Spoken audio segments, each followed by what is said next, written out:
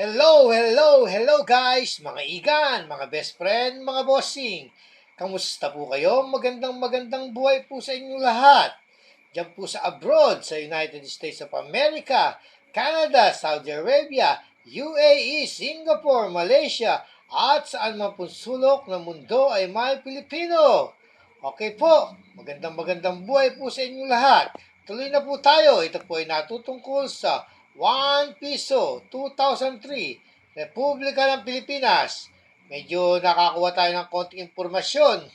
Naging number 1 po ito sa sa eBay, tsaka NGC, tama, sa NGC, tsaka sa eBay.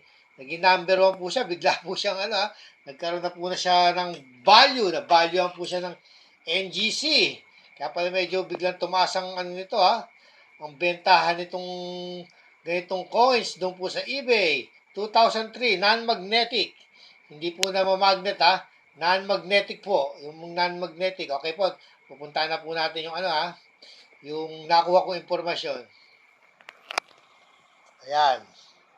Numismatic Guarantee Corporation. Diyan po yan sa Yan, yung NGC. NGC, Numismatic Guarantee Corporation. Ayan, NGC. Ayan.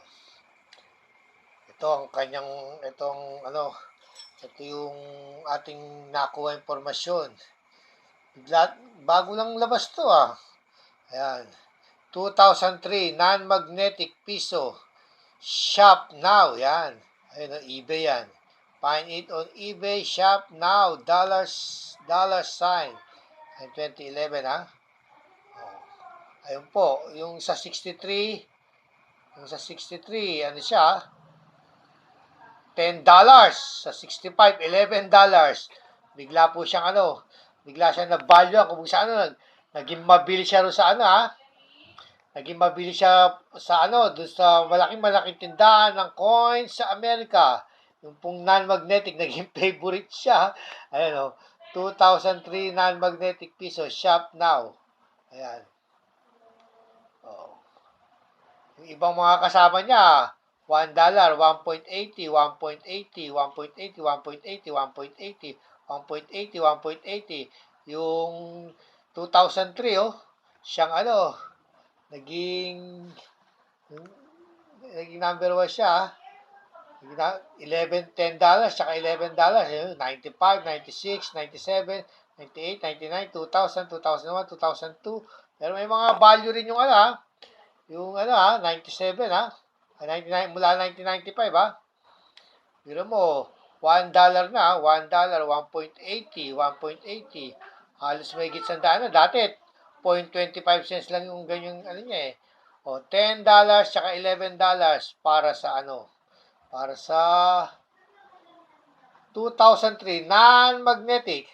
Okay po, sana po nakapagbigay ako ng konting impormasyon, konting aliw, para sa pangungulekta ng coins. Ang mahalaga, alam natin kung magkano ang value, presyo ng mga coins na ating hawak. Okay po, hanggang sa muli po. Lagi po nating tatandaan, ang mga barya ay bahagi ng kasaysayan. At tayo po ay bahagi ng kasaysayan ng Pilipinas. Bye for now. Don't forget to subscribe.